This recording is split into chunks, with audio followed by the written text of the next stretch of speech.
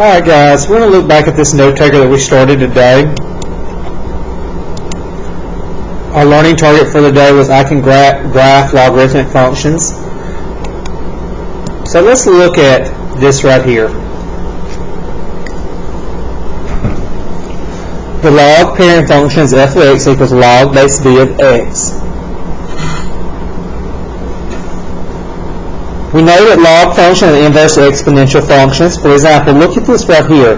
We have the exponential function y equals 10 raised to the x. And then we have y equals log base 10 of x there. Okay? Now, if we pick some numbers, for example, let's say we made a chart right here. And we picked -1, 0, 1. If I plug -1 into that, that would give me 1 over 10, because remember, negative exponent makes it a fraction. If I plug 0 in, 10 raised to 0 is 1. If I plug 1 in, 10 to the first would give me 10. If these are true inverse of each other, which they are, I'm going to prove to you why.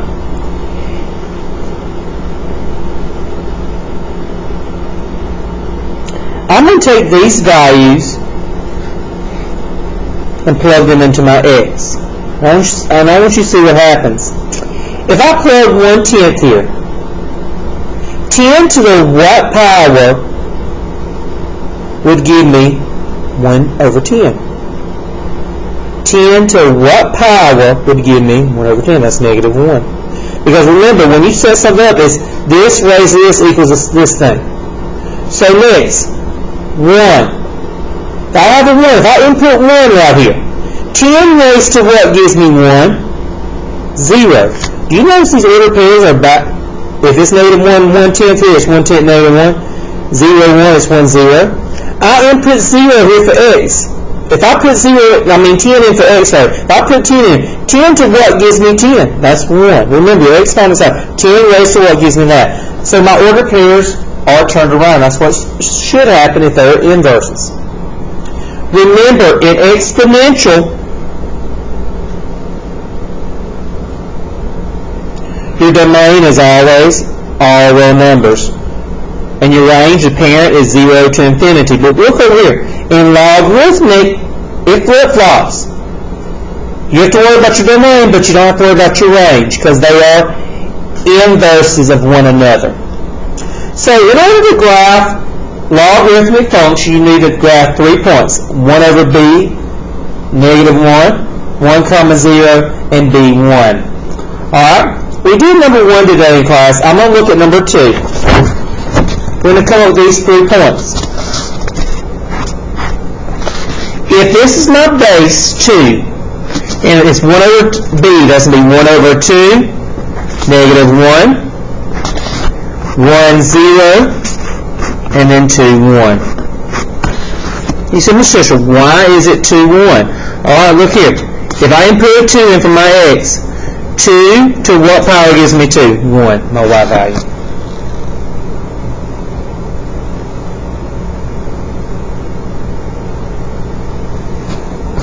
Alright, so I'm going to go graph this. 1/2, -1, 1, 0, 2, 1.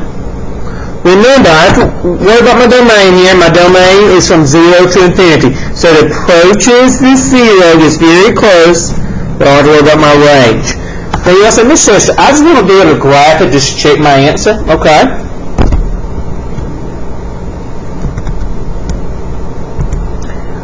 Alright.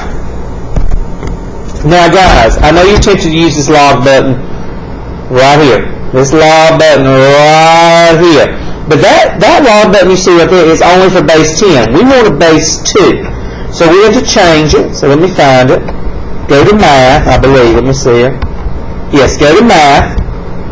And you see that log base, I went to math and scroll down to a log base. Hit that. That allows you to change the base. See, it's blinking now. So I'm going to hit 2, and I'm going to put an X up there, and then hit graph.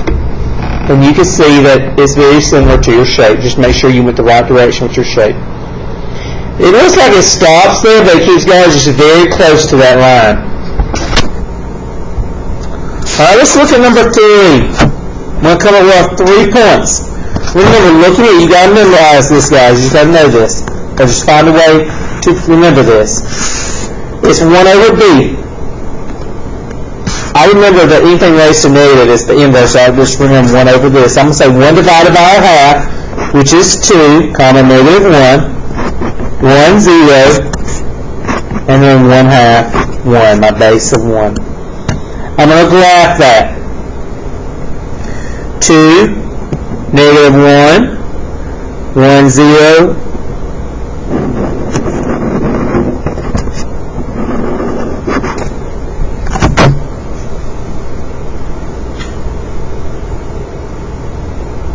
and once again, we talked about, guys, today why your domain is only from 0 to infinity.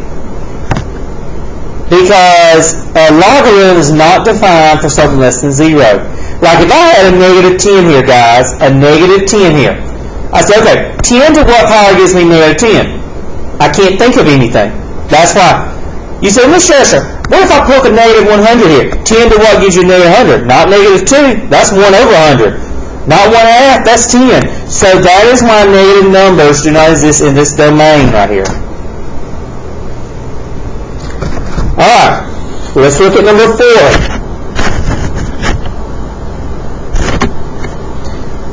Now, something's going to come in play in a minute. I want you to remember this. It's very key important. In exponential, you don't have to worry about domain. But in logarithmic, you do. You don't have to worry about the range. It's always going to be near infinity, infinity. But domain, you do. So let's look here. You see, Mr. Esther, this one is different from the previous 3 because they were just law-based something and an x a variable. Here you have the plus 1. Okay, if there's a plus 1 out there, that affects the what? The x or the y? The y. So my range is already negative infinity to infinity, so I do not have to worry about that. Now,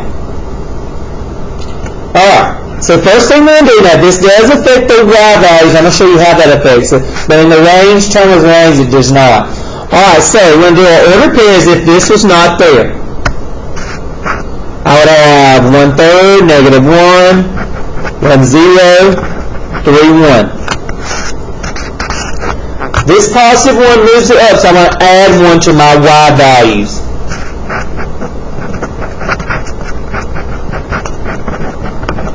So these will be the things I graph here. 1/3 and 0, 1, 1, 3, 2. But my domain will still be from 0 to infinity. My range is all real numbers. And that's the same thing for these two. I forgot to put my domain here. 0 to infinity, my range is all real numbers for both of these graphs.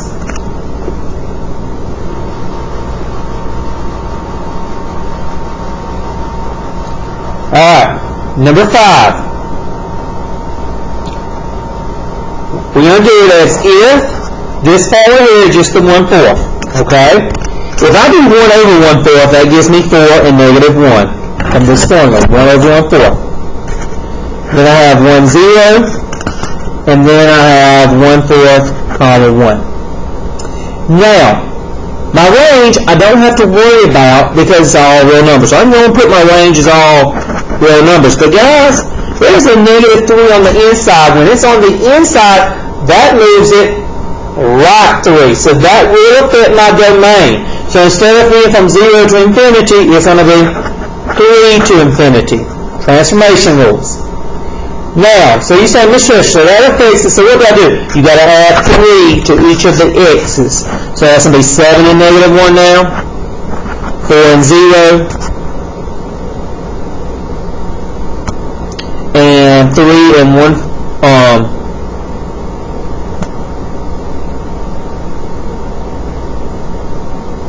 3 and 1/4 and 1. So now my graph is 7, negative 1. 4, 0, 3 and 1/4, 1.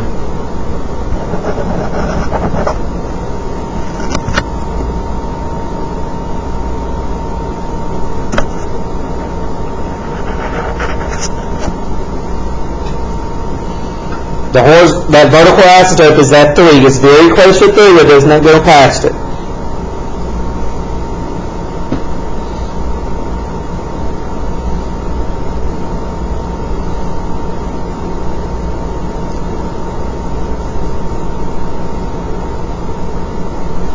Number 6.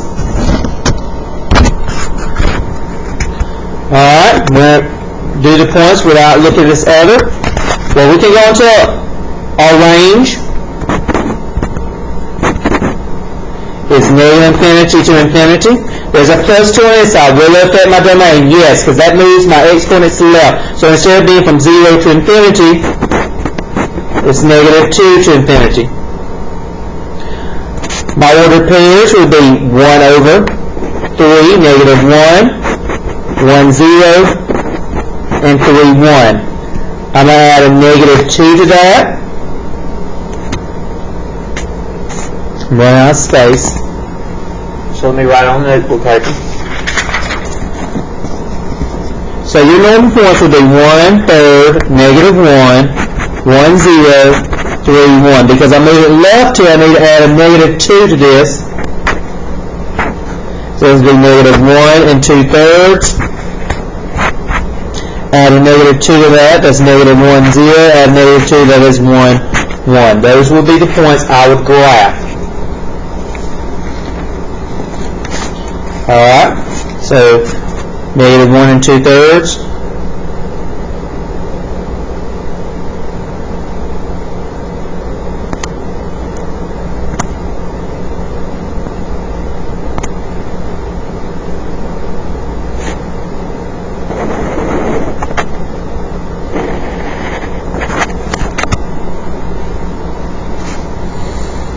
You can check it on your calculator. Clear it out. Go to math, find my log base. It is log base 3, x plus 2.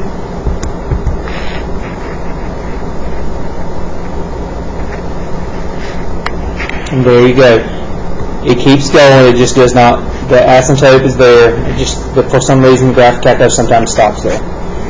But it goes at negative 2.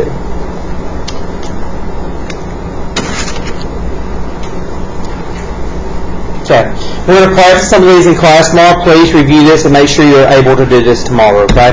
Please complete this note taker. Thank you.